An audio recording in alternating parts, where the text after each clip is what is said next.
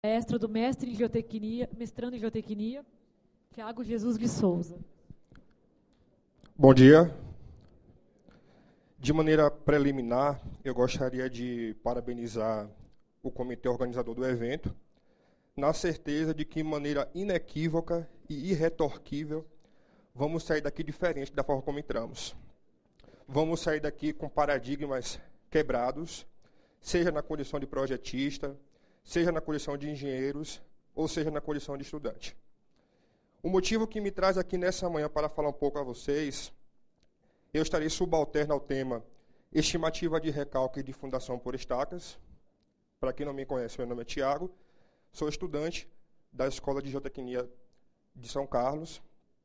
E, como ponto de partida, o que é que justifica esse tema? Já existem métodos consagrados na nossa cultura geotécnica, como o método de Paul Davis, de 74, o método do Milovic, de 1992. Não posso deixar de destacar o método Aoki-Lopes, que, sem dúvidas, só fez agregar mais valores para a nossa cultura geotécnica. Então, a proposta que pretendo trazer nessa manhã traz uma abordagem para estudante de graduação. É uma abordagem prática, objetiva, e fica aí como mais uma opção de cálculo quando o assunto é estimativa de recálculos de fundações por estacas. Então, temos uma estaca com um comprimento L qualquer, assentada a uma distância C da superfície do indeslocável. Essa superfície que, por sua vez, é caracterizada pelo topo de uma rocha, ou seja, as deformações são nulas, e vamos aplicar um carregamento de ordem P na cabeça dessa estaca. Então, fica a minha primeira pergunta para a plateia. Em função desse carregamento, o que é que vocês sugerem que vai acontecer? Alguém se propõe a responder?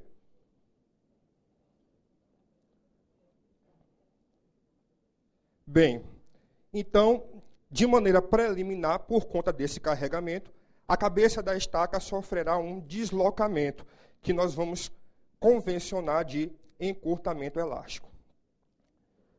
Mas não fica por aí. Vai ter uma segunda modalidade de deformação por conta desse carregamento de ordem P. E aí eu faço a segunda pergunta: que tipo de deformação vai ser essa? Vai ser justamente a deformação proveniente aos estratos de solo subjacentes à base da estaca. E a consequência disso vai ser o cálculo do recálculo de fundações por estacas, sendo representado por essas duas modalidades de deformações. O encurtamento elástico, ou seja, o recálculo na cabeça da estaca, e o recálculo proveniente dos estratos subjacentes à base da estaca. Não é a minha intenção entrar nos equacionamentos matemáticos, porque tudo que eu vou falar aqui faz parte do capítulo 3 do livro que o professor Aoki e o professor Sintra estão lançando no evento. E como uma proposta que o Aoki abordou em 1979, eu trago para vocês, então, essa primeira modalidade de deformação, que é o encurtamento elástico. Vamos supor que seja, então, conhecida a capacidade de carga dessa fundação por estaca, ou seja, nós temos as mobilizações tanto no aspecto do atrito lateral como no aspecto da resistência de ponta, e vamos construir um diagrama de esforço normal ao longo da profundidade. Vamos supor que esse carregamento de ordem P é superior à resistência lateral, ou seja, é um valor intermediário entre a resistência lateral e a capacidade de carga, e ao aplicar um carregamento nessa estaca, percebemos a diminuição do esforço normal. O que é que justifica isso? A transferência de carga ao longo do solo. Esse P1, que por sua vez é calculado pela diferença de P menos a resistência do atrito lateral na camada 1 sobre 2, e assim sucessivamente. Então, o professor Aoki, ele fez uma analogia com a lei de Hooke, e com a equação PL sobre A, é possível, então, calcularmos o encurtamento elástico, ou seja, o recálculo na cabeça da estaca.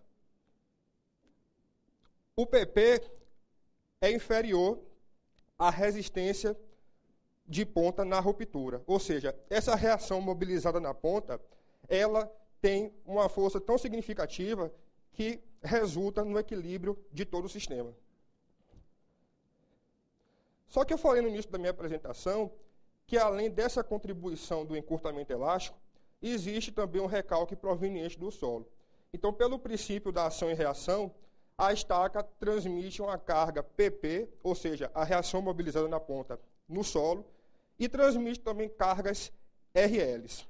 Em 1975, o professor Alexander Vesic, ele já mencionava que o recalque do solo era calculado justamente pela parcela lateral e pela parcela na ponta. Então, em 84, o professor Aoki também sugere uma proposta de cálculo para que tenhamos, então, um acréscimo de tensões.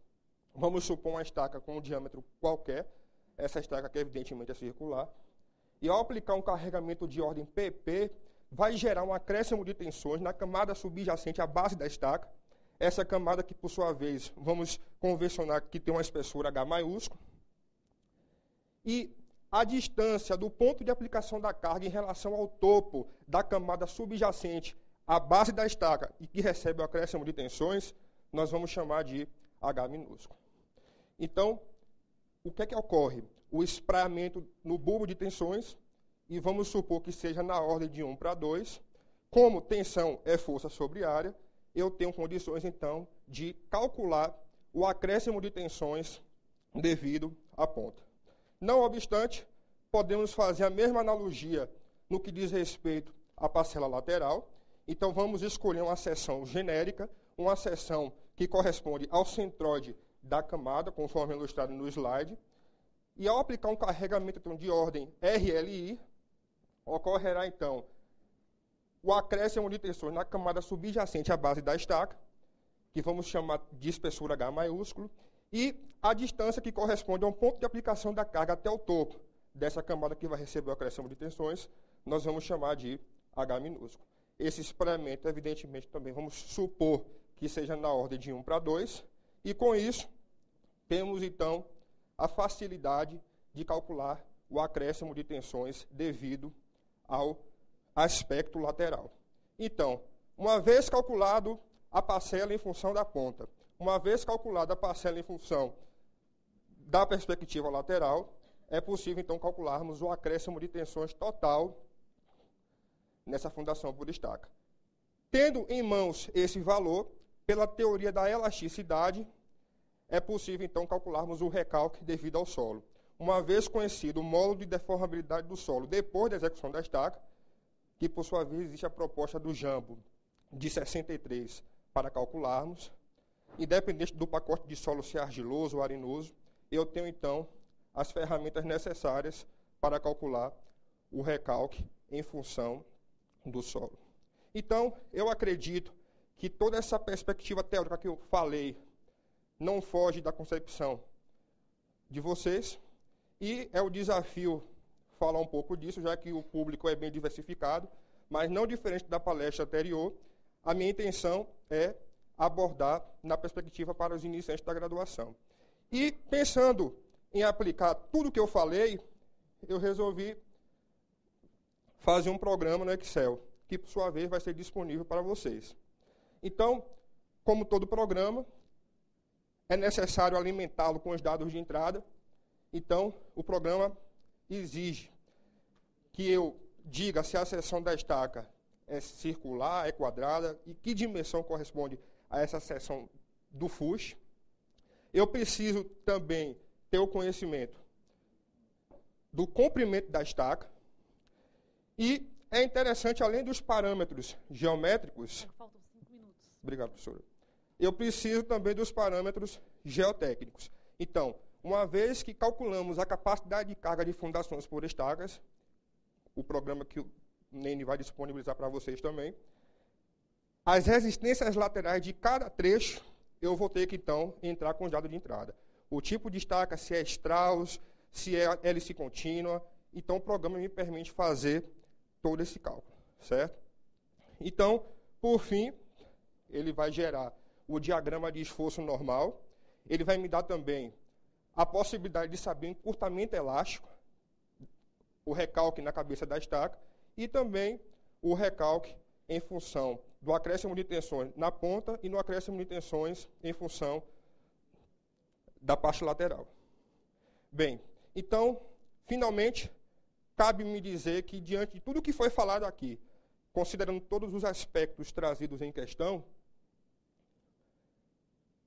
precisamos saber que existem duas modalidades de deformações.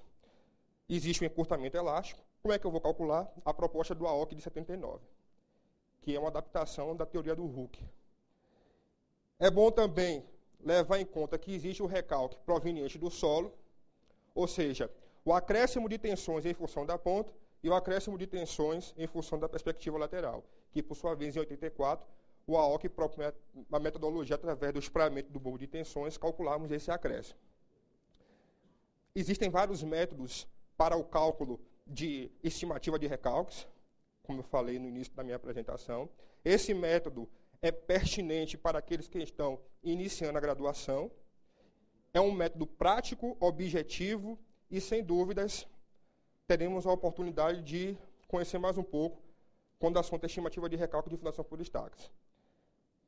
Tem um programa Excel que vai ser disponibilizado para vocês e eu espero que esse programa possa corresponder de alguma forma à expectativa de todos. Eu agradeço a atenção. Muito obrigado.